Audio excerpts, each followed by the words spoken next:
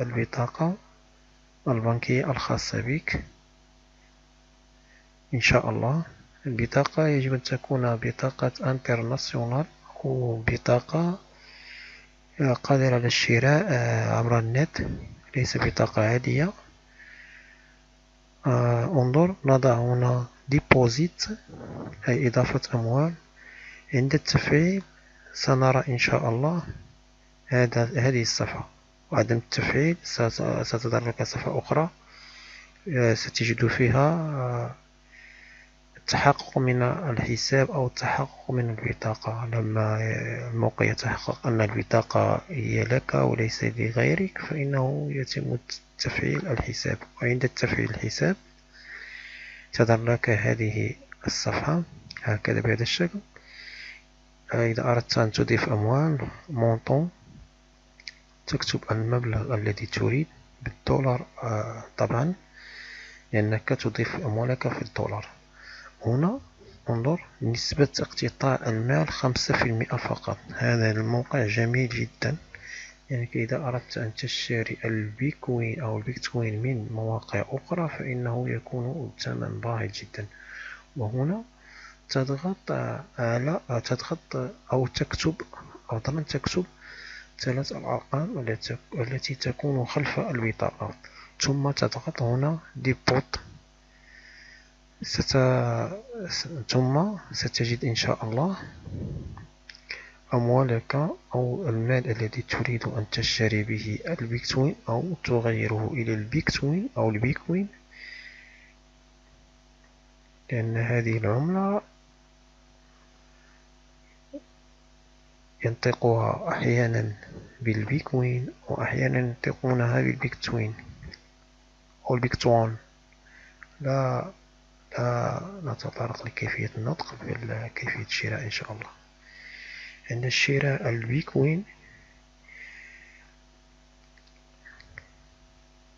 أو عند وضع المال عذرا، هنا نذهب إلى شراء البيتكوين أشوتي. نذهب هنا،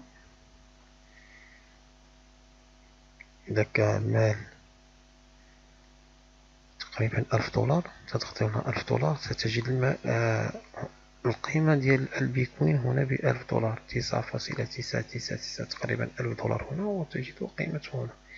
إذا أردت أكثر فقد تغير قيمة البيتكوين هنا. كنظر إضافة 3 ستغير نظرا 6.64 يعني $2514. وهكذا تضع البيتكوين هنا تظهر قيمة الدولار هنا. أنا لدي فقط هنا $964. وهذا المبلغ أضفته اليوم فقط. سأريكم.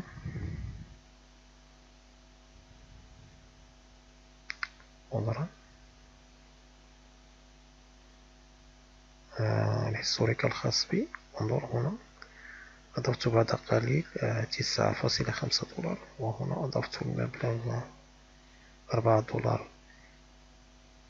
في أول مرة لأجرب هل البطاقة أصلا قادرة على الشراء عبر النت.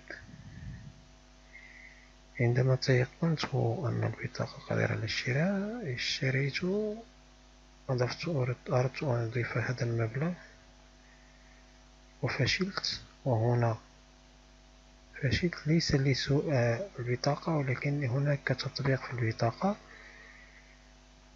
لم أفعل، لذلك لم أستطع الشراء. وهنا فعلت هذا التطبيق وأردت الشراء فلم أشتري، لأن في البطاقة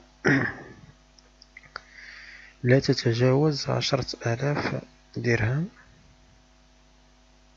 ولذلك لما أضفت $1000 انظر أعطاني $950 واقتطع الموقع كما هو معلوم 5% هي $50.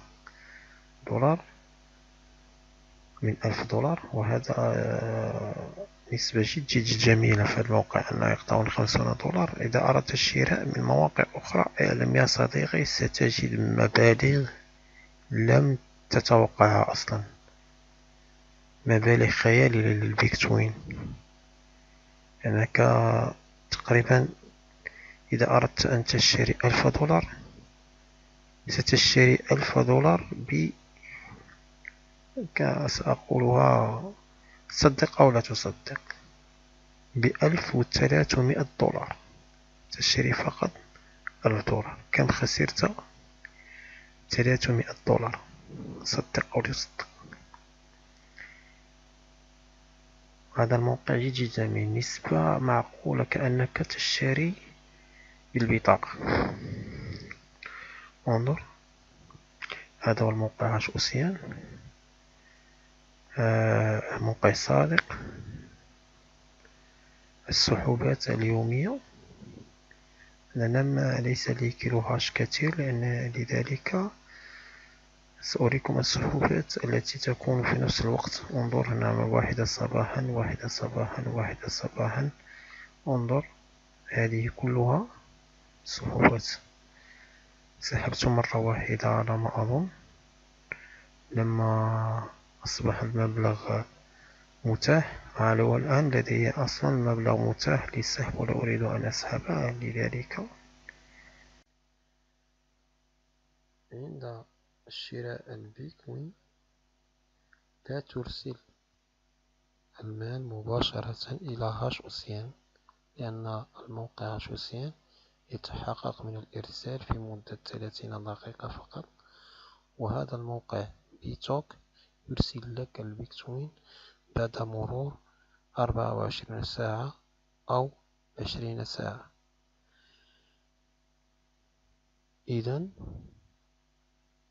ستتغير الأدرس الخاص بك في الهاشوسيان، ولن يتم التوصل بالمال الذي أرسلته إلى هذا الموقع الهاشوسي. الحل هو أن ترسل المال إلى كساب، إلى محفظتك في كساب. ترسل المال إلى هنا، your address الخاص بك، دير كوبي الأدرس،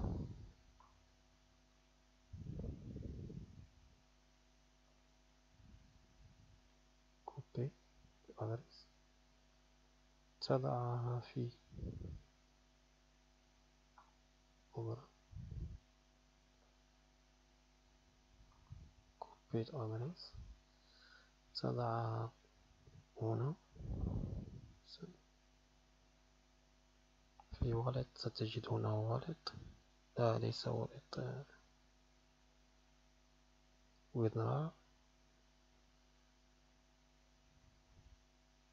تضع قيمة البيتكوين الذي تريد أن ترسله، تضع هنا أدرس المرسل إليها، ثم تضغط إرسال، لأن ليس لي هنا بيتكوين.